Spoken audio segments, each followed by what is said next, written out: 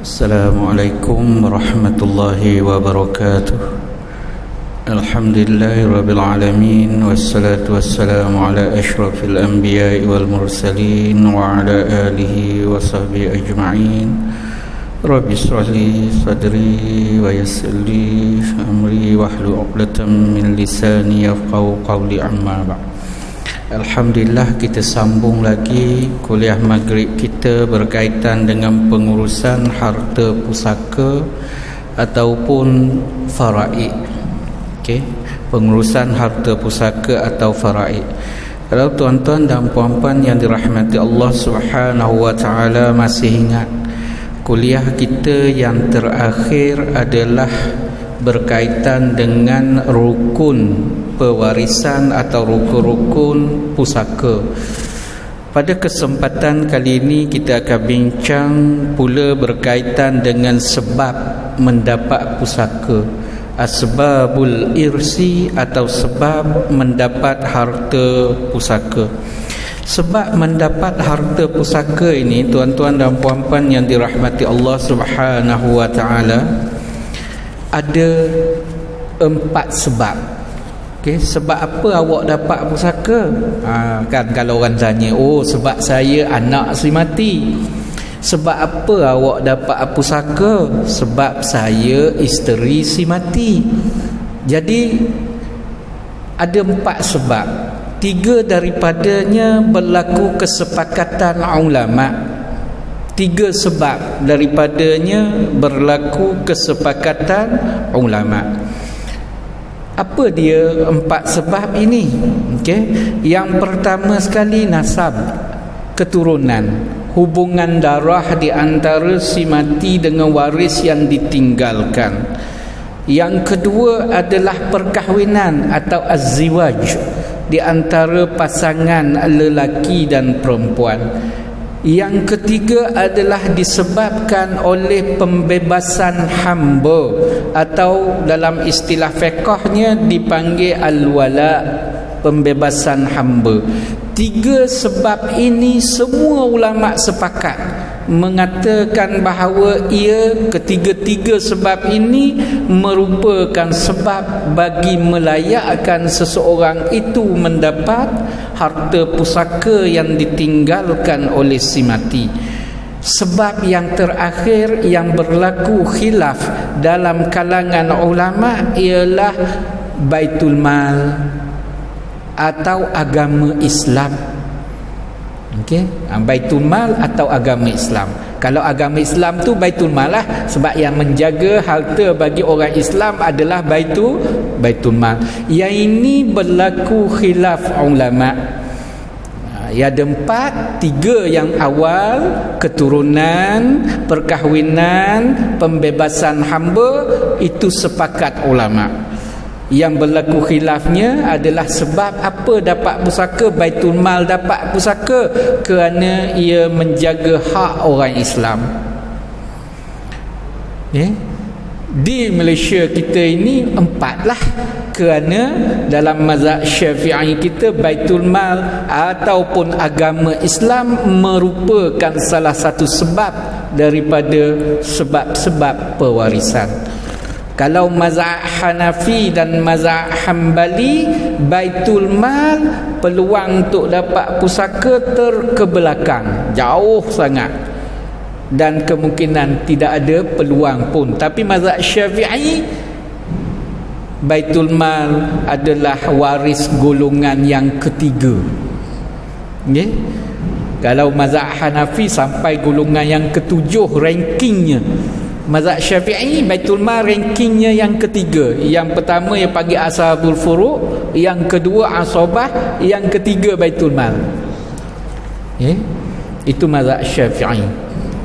Termasuklah mazhab Maliki. Jadi ada 2 golongan besar berlaku khilaf ulama dalam kedudukan atau status baitul mal, sama ada layak atau tidak mendapat harta pusaka atau dianggap waris yang akan menggantikan tempat waris ataupun bukan.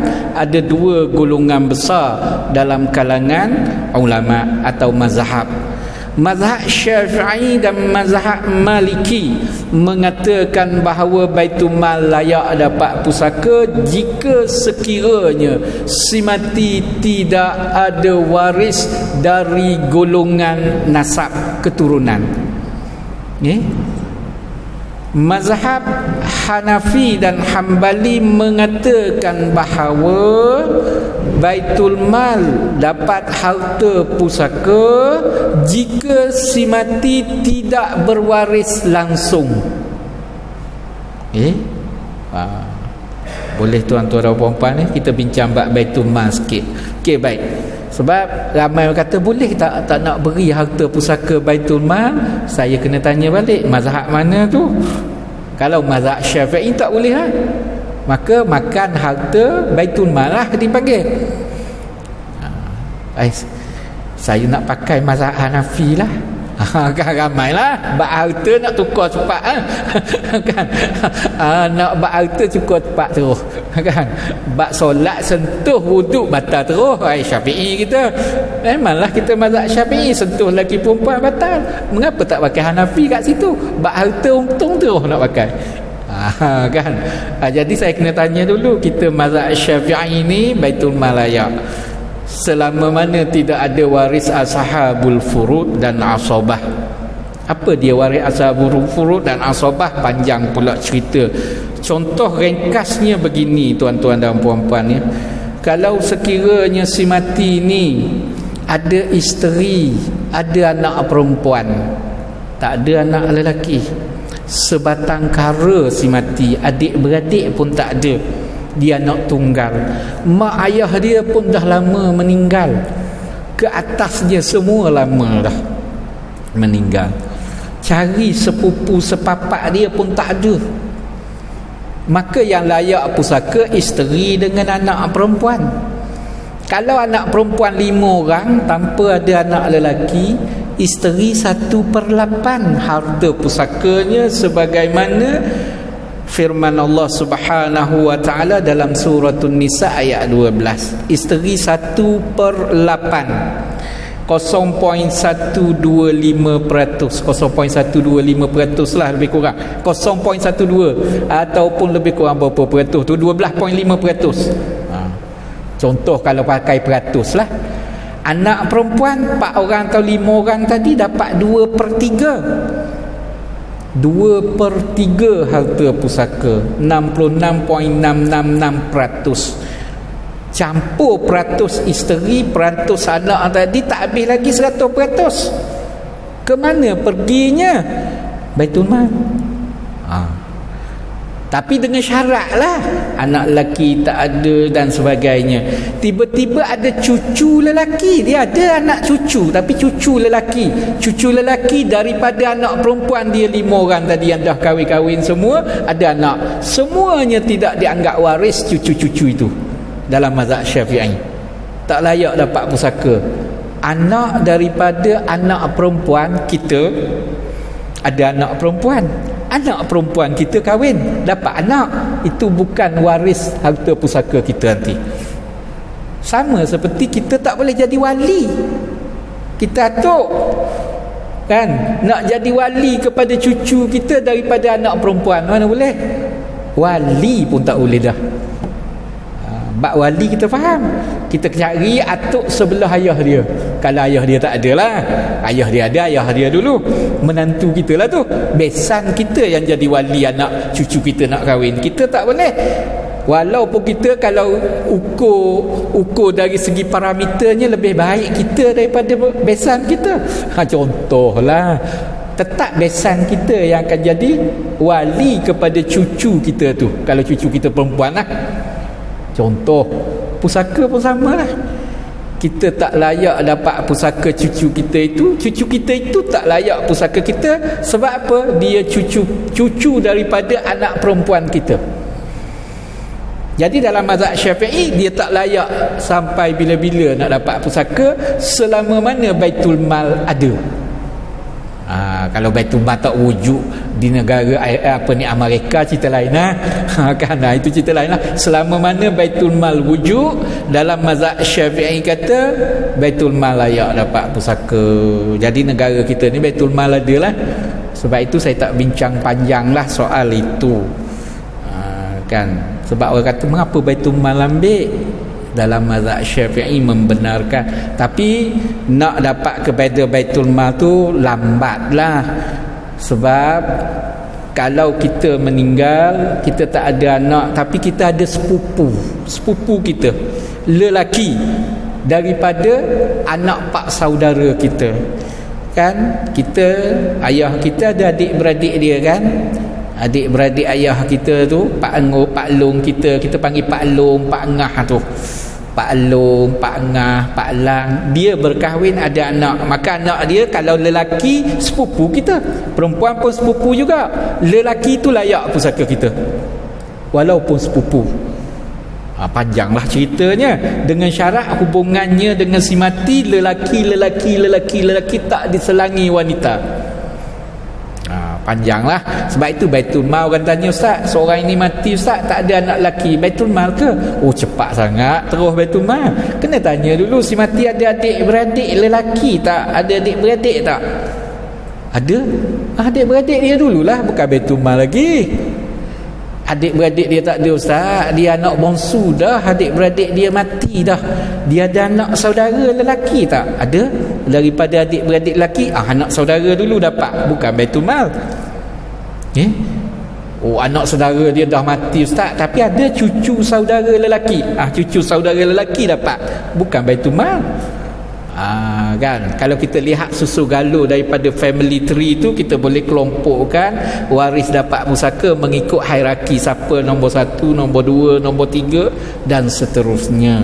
Yang itu kita akan lihat akan datang lah. Yang ini kita nak bincang dulu sebab mengapa seseorang waris itu layak pusaka. Jadi yang Baitul Mal saya tak cerita dah lah dalam mazhab Syafi'i. Cuma mazhab Syafi'i kita terbahagi pula kepada dua.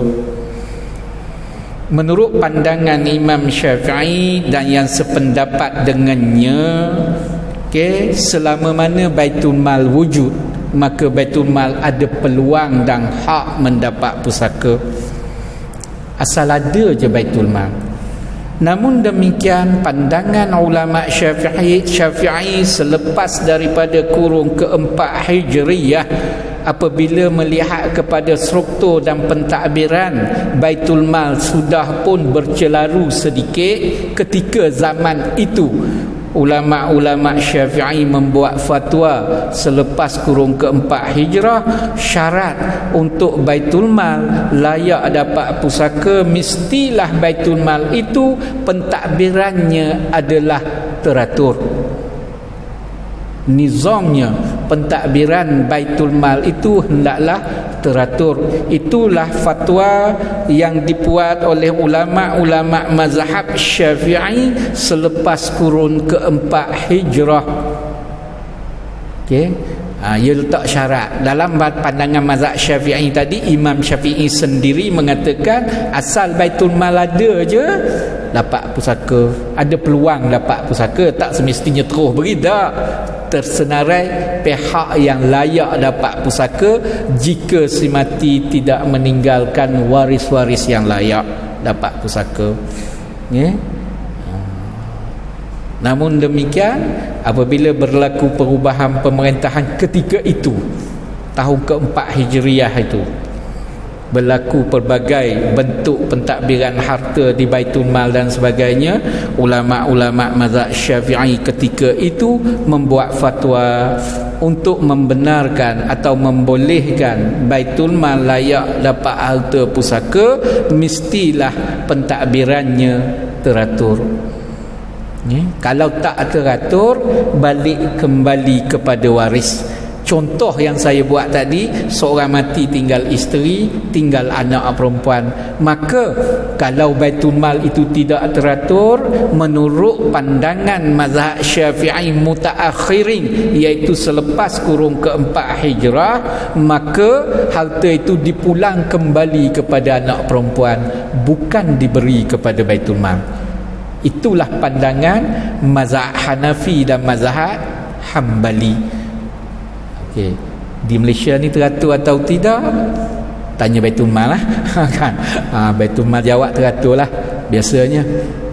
Namun demikian teratur atau tidak ini kena buat satu kajian, apa parameter yang mengukur teratur atau tidak, lebih-lebih lagi dalam konteks hari ini. Konteks hari ini lah. Okey, baik. Itu kena buat kajian lanjut. Tapi kalau pegang kepada pandangan Imam Syafi'i, selesailah, iaitu ada je Baitul Mal lah, ya.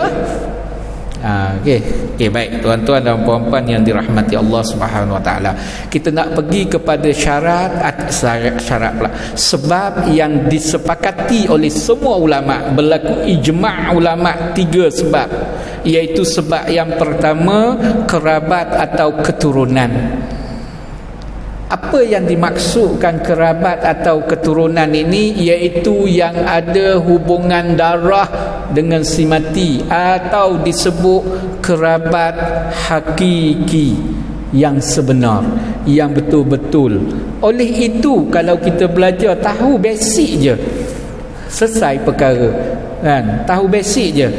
Nak dapat pusaka mesti hubungan darah dengan si mati atau kerabat. Oleh itu, anak angkat terkeluar, anak susuan terkeluar. Jadi kalau kita faham basic, tak adalah soalan orang akan tanya, anak angkat layak tak pusaka mak angkat? Sebab mana dia layak ni? Kan? Jadi tak perlu dah lah kalau tahu basic awal tu. Sebab nak layak pusaka mestilah keturunan hakiki, hubungan darah hakiki. Anak angkat tidak layak dapat pusaka bapa angkat, ibu angkat, adik-beradik angkat. Habis dia tak layak ke pusaka? Layak. Pusaka siapa? Pusaka maknya yang ada hubungan darah, pusaka ayahnya yang ada hubungan darah, adik-beradiknya yang ada hubungan darah. Jangan kata tak layak pusaka, layaklah. Yang tak layak pusaka daripada bapa angkat, ibu angkat. Jadi apabila ada anak angkat, ada anak susuan, kenal pasti siapa ibu bapanya dahulu.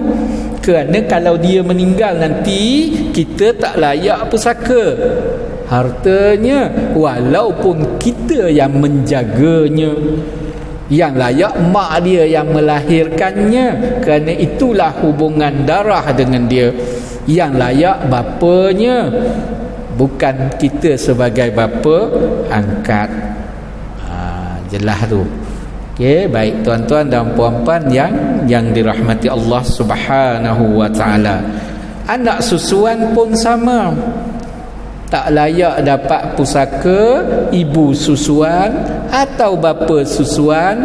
Begitulah sebaliknya, bapa susuan, ibu susuan, adik-beradik susuan tidak layak mendapat harta pusaka yang ditinggalkan oleh anak susuan. Sebab apa? Sebab tidak ada sebab yang melayakkan dia dapat pusaka. Sebab susuan tidak menjadi sebab pusaka. Sebab radha'ah menjadi halangan untuk perkahwinan sahaja, iaitu sentuh hari semayan tak batal dan sebagainya lah. Tak boleh kahwin adik-beradik susuan. Betul lah. Tapi bab pusaka tak ada kena-mengena. Okey, baik. Jadi anak tak sah taraf, bahasa lembutnya lah, anak yang tidak sah taraf. Layak tak dapat harta pusaka? Layak sebelah ibunya sahaja. Boleh tuan-tuan dan puan-puan ya. Layak harta pusaka tapi sebelah ibu dia sahaja, kerana anak tak sah taraf, tidak berbapa. Tak ada bapa secara nasab melalui perkahwinan. Memang ada ayah dia, tapi ayah di situ maksudnya bapa biologi, bukan bapa syar'i. nak jadi ayah bukan hanya ada benih itu saja, membekalkan benih, tapi benih yang dibekalkan itu lahirnya anak dalam tempoh perkahwinan yang sah menurut hukum syarak, barulah panggil ayah. Walaupun tak beri, tak jaga budak tu, buang budak tu, tetap ayah dia, dengan syarat kelahiran berlaku mengikut tempoh yang telah ditetapkan oleh hukum syarak dari hasil perkahwinan pasangan lelaki dan perempuan. Tapi ibu tidak ada hak untuk menafikan itu bukan anaknya. Tak ada. Sebab orang akan tanya, anak siapa tu? Bukan anak saya, seorang wanita ni lah. Bukan anak saya, tak ada ayah dia. Siapa yang lahirkan dia? Saya. Payahlah. Kan? Jadi wanita, ibu, kalau ada anak tak sah taraf, anak itu tetap anak dia, dan kalau dia meninggal, anak itu layak pusakanya, dan kalau anak itu meninggal, dia layak pusaka anak itu. Itu bagi yang tak sah taraf. Cuma sebelah ayah tak ada, tak boleh. Jadi tak apa ni, tak layak dapat pusaka. Walaupun seorang lelaki itu mengaku dia ayah dia pun, tapi tak kahwin. Tak jadilah. Dia bersumpah, sayalah ayah dia, kan? Contoh, kahwin tak dengan mak dia, tak? Kan? Tak akai. Tak pakai dia sebagai bapa syar'i yang boleh disabit nasabkan. Okey, ia mesti dalam tempoh perkahwinan. Baik tuan-tuan dan puan-puan yang dirahmati Allah, itu yang dikatakan hubungan nasab, iaitu anak hubungannya dengan si mati, atau bapa si mati, ibu si mati, cucu lelaki si mati, cucu perempuan si mati. Itu dikatakan hubungan nasab. Adik-beradik si mati, pak saudara si mati, kan, anak-anak saudara si mati, semua tu hubungan nasab, kita panggil hubungan darah. Baik. Yang kedua, sebab yang disepakati atau sebab yang berlakunya ijma' ulama, sebab yang kedua adalah sebab perkahwinan atau ziwaj. Suatu akad perkahwinan yang sah menurut hukum syarak di antara lelaki dan perempuan, maka layaklah pasangan yang hidup mendapat harta pusaka jika pasangannya meninggal dunia.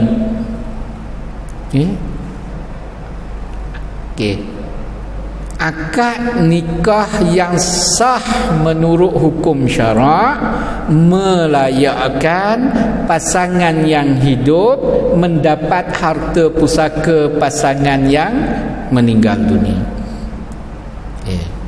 Kalau tak sah, tak layaklah. Walaupun pada awalnya disangkakan sah. Boleh tuan-tuan dan puan-puan dia. Contoh, adik-beradik kahwin. Adik-beradik tak sah kahwin tu, tapi kahwin, siap ada sijil lagi, frame tanpa di dinding lagi sijil nikah. Kerana pada masa kahwin mereka tak tahu adik-beradik. Contoh, kan? Drama tu kan, TV kan, berpisah dua beradik. Abang umur dia 4 tahun, adik umur dia 2 tahun. Mak ayah dia mati. Yang ini berpisah, keluarga angkat ambil, yang ni keluarga angkat ambil, tak tahu duduk di mana. Masuk universiti, yang ini senior, yang ni junior. Bercinta dan sebagainya, kahwin pakai wali hakim. Tiba-tiba akhirnya dapat ketahui mereka ni adik-beradik.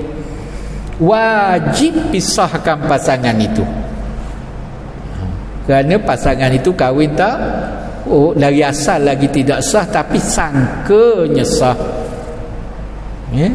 Tak tahu kan, tiba-tiba tahu rupanya adik-beradik jumpa kotak dan sebagainya, baru lama ayah cerita dan sebagainya, awak tu anak angkat saya, dan macam-macam lah drama ni nak bagi tahunya. Walaupun disangka sah pada awalnya, tapi apabila dah tahu tak sah, meninggal salah seorang, tak layaklah pusaka, kerana perkahwinan itu patutnya tak sah dari awal lagi. Tapi kalau tak tahu sampai sudah, nak buat macam mana lah, kita base kepada hukum zahir sahaja. Boleh ya, tak tahu sampai sudah dah, mati dah tak tahu juga kan, contoh. Tak ada masalah. Yang masalahnya tahu di tengah-tengah. Habis ustaz, anaknya macam mana? Macam-macam lah tanya soalan tu kan, berbangkit 5 orang dah nak kan, lelaki itulah ayah dia, lelaki itulah pak saudara dia. Okey, maksudnya kalau meninggal dunia dia layak, sebab anak wata'u syubhah dia panggil, perkahwinan yang disangkakan sah rupanya tak sah. Memang dia yakin sah pada peringkat awalnya, yang tak bolehnya memang awal-awal lagi tak sah dah, dia buat-buat sah, itu cerita lain. Yang tu tak boleh. Okay. Jadi anak wata'u syubhah layak dapat pusaka. Okay, bapa berkenaan dan boleh disabit nasabkan dengan bapa itu. Okay. Tak perlu bin Abdullah dan sebagainya lah. Itu wata'u syubhah kita panggil. Okay, baik. Okay, baik tuan-tuan dan puan-puan yang dirahmati Allah Subhanahu Wa Taala.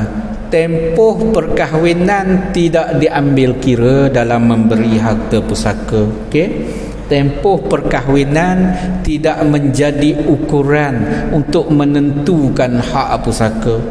Yang Islam letakkan, yang hukum syarak kita letakkan adalah sah atau tidak perkahwinan itu.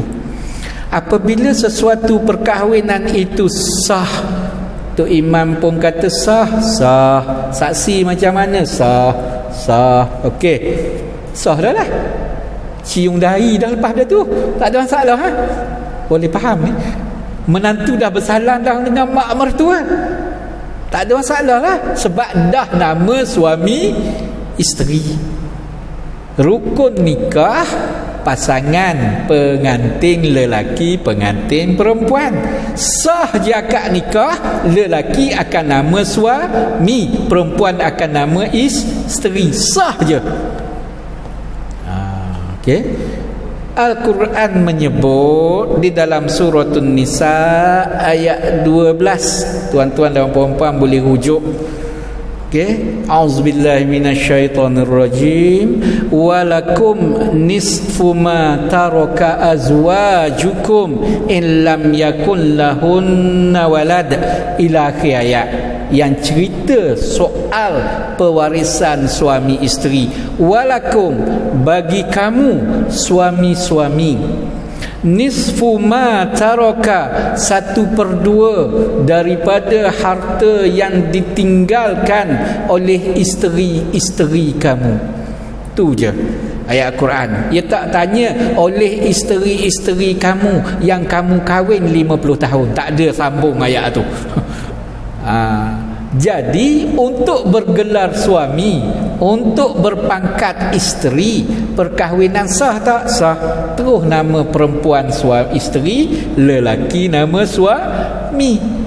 Tak tanya tempoh. Adakah seorang itu akan bergelar suami apabila cukup 10 tahun kahwin baru panggil suami? Tak ada. Nanti sebab ramai yang takwil ni, sebab hukum Allah Subhanahu Taala kita kena cerita betul lah. Dia kata, Allah ustaz, baru kahwin 3 hari takkan layak dah pusaka. Kan, baru kahwin 3 hari dah layak dah pusaka. Kopi tak sempat buat secawan lagi. Kan, soalnya sebab untuk layak pusaka telah ada, iaitu akad perkahwinan yang sah menurut hukum syarak. Cukup. Kalau tempoh lah yang dibicarakan dalam soal nak bahagi pusaka dalam hal perkahwinan, tak sudah kita bagi pusaka. Dan tak tahu tebal mana Al-Quran itu. Sebab pusaka ini Al-Quran cerita detail ya tuan-tuan dan puan-puan ya. Detail. Suami dapat separuh, isteri 1/4 bila masanya begini. Kalau nak cerita, jika sekiranya kahwin 1 jam, pusakanya sekian. Jika sekahwin 1 jam, 2 jam begini pusaka, 3 jam begini. Bayangkan nak sampai 80 tahun tempoh kahwin. Banyak mana nak bagi tahu. Sebab itu Al-Quran sebut umum je, walakum nisfu ma taraka azwajukum illam yakun lahunna walad. Bagi kamu, yakni suami-suami, layak pusaka yang isteri kamu tinggal tu. Banyak mana layaknya? Nisfu ma taraka, nisfu mimma taraka, 1/2 daripada harta yang isteri kamu tinggalkan. Walakum nisfu ma taraka azwajukum. Okey? Separuh. Bila masa tu? Bila isteri kamu mati tu tak ada anak. Okey? Barulah kamu, yakni suami, dapat 1/2. Dan kalau isteri kamu mati tu ada anak, kamu, yakni suami, dapat 1/4. Dia sebut suami, lepas tu sambung pula bahagian isteri. Sebab itu dalam hukum fiqh nak panggil suami isteri ni bila? Sebab itu saya tanya awal-awal tadi, sah je akad nikah suami isteri dah lah. Sebab itu menantu dah boleh salam dengan pak mertua menantu perempuan. Menantu lelaki dah boleh salam dengan mak mertua. Belum akad nikah jangan salam lagi. Wakil orang salam tak apa. Kan dia tak boleh lah. Ini tak lagi salam juga kan. Kan. Jadi nak bersalam kena nama pangkat suami isteri. Dah boleh cium dah dahi isteri. Buka dah kelambu ni cium. Belum tu jangan. Belum akad nikah. Kan. Aku nikahkan dikau berapa kali. Tanya Tok Imam macam mana saksi. Sekali lagi lah tak sah tu. Jangan kira sah lah ya. Pergi cium jangan. Sebab itu akad nikah yang sah baru panggil suami isteri. Tiba-tiba sudah Tok Imam kata sah, Tok Imam nikah, juru nikah lah. Okey, sah, saksi sah. Alhamdulillah, baca doa kan. Pensang suami dapat pusaka dah isteri tu. Sebab dah panggil isteri. Dan isteri itu sudah kena bereddah mati 4 bulan 10 hari. Kan? Baru 2 minit sah nikah, 4 bulan 10 hari bereddah. Boleh faham tuan-tuan dan puan-puan? Sebab ramai orang tanya, apa pengorbanan isteri? 4 bulan 10 hari itu besar pengorbanannya, terutamanya bagi wanita muda. Nak pergi main bowling tak boleh. Kan? Dia kata tak ada pengorbanan. Dia kata apa pengorbanan perempuan tu dapat pusaka suami ustaz? Kan? Payahlah nak ceritanya. Saya kata 4 bulan 10 hari tu mak dia tak beredah, anak mati. Walaupun dia yang melahirkannya, walau dia yang menjaganya, tapi isteri terus tanya, boleh tak ustaz saya nak ziarah suami saya ke kubur? Tok ustaz kata tak boleh, kena beredah duduk rumah. Mak dia dah pahawai dah. Boleh faham maksud saya? Yang orang kata tak ada pengorbanan tu, pengorbanan orang yang mati, kita masih hidup berkorban lagi untuk dia, lebih besar ertinya daripada orang ada depan mata kita berkorban kerana dibalas masa hidup. Buat baik dengan mak dapat tanah sekar. Kan? Buat baik dengan atuk dapat wasiat atuk buat. Masa hidup berkorban untuk mak ayah, mungkin ada pemberian terbaik. Itu yang kita nak. Tapi orang yang dah mati kita korbankan, macam kita doalah kepada kawan kita yang dia tak tahu pun kita doa untuk dia, dengan dia tahu kita doa untuk dia. Mana yang terbaik? Tapi orang kata tak ada pengorbanan. Islam begitulah cantik menyusun kita supaya kita faham. Boleh jelas tuan-tuan? Kan? adalah pengorbanan masing-masing. Allah Subhanahu Taala yang menentukan hak besar atau kecil pengorbanan itu, payah nak diukurkan dengan timbangan dan sebagainya.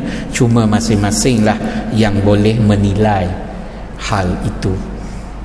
Cuma nak bagi tahunya, isteri yang kematian suami, walau tak sempat bersama suami itu, tetap bereddah 4 bulan 10 hari sebagai menghormati suaminya yang mati.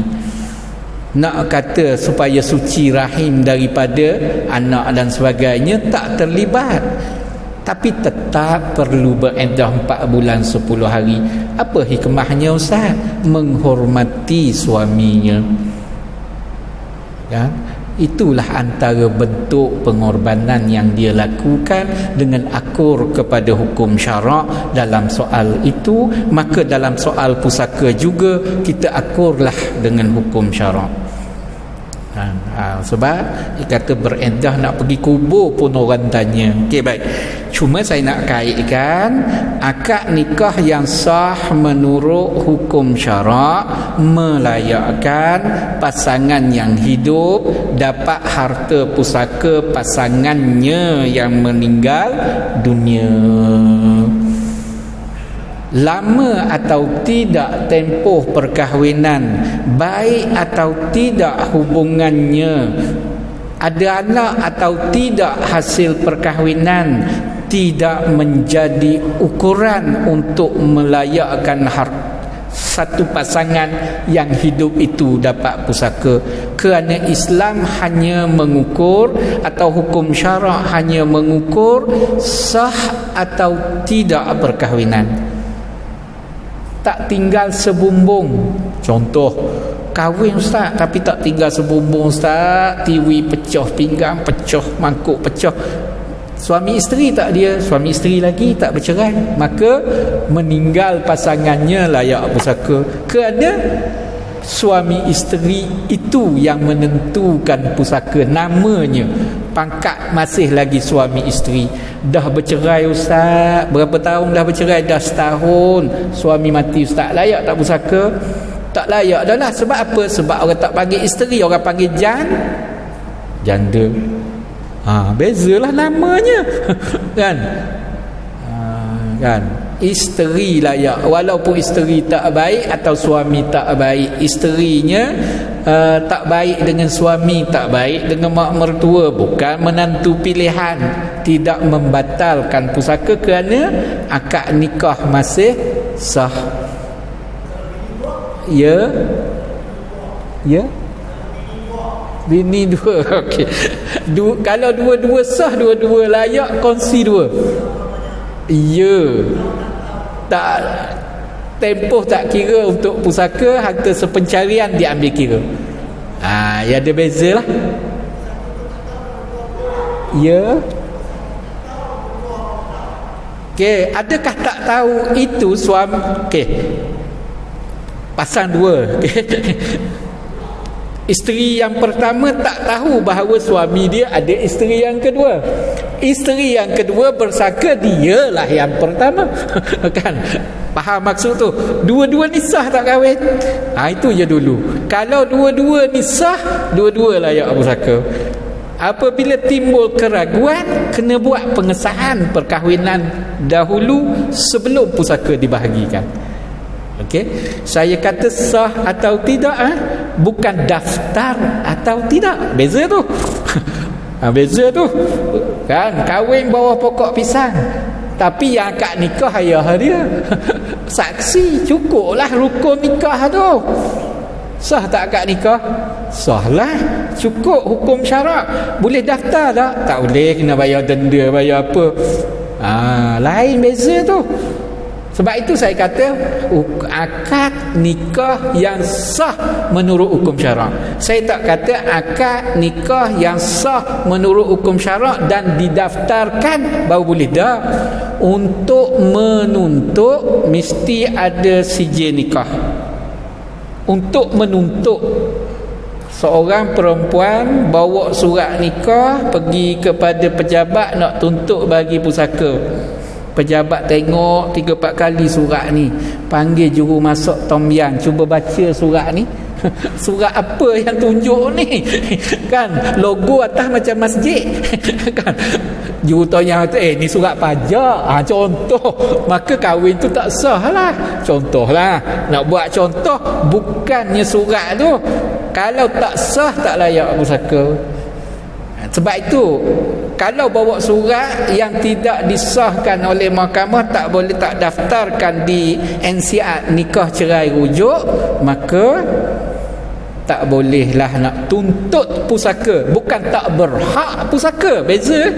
Ia kena mohon buat pengesahan perkahwinan, barulah boleh tuntut pembahagian harta pusaka. Panjang lagi kita nak cerita bab nikah ni tuan-tuan dan puan-puan. Kita sambung lagi insya-Allah pada bulan akan datang, jika diberi ruang dan peluang panjang umur, murah rezeki kita jumpa lagi. Mohon maaf jika ada terkasar bahasa, tersilap kata. Aku qauli hadza wa astaghfirullahalazim wa li wa lakum wa billahi taufiq wal hidayah. Wassalamualaikum warahmatullahi wabarakatuh.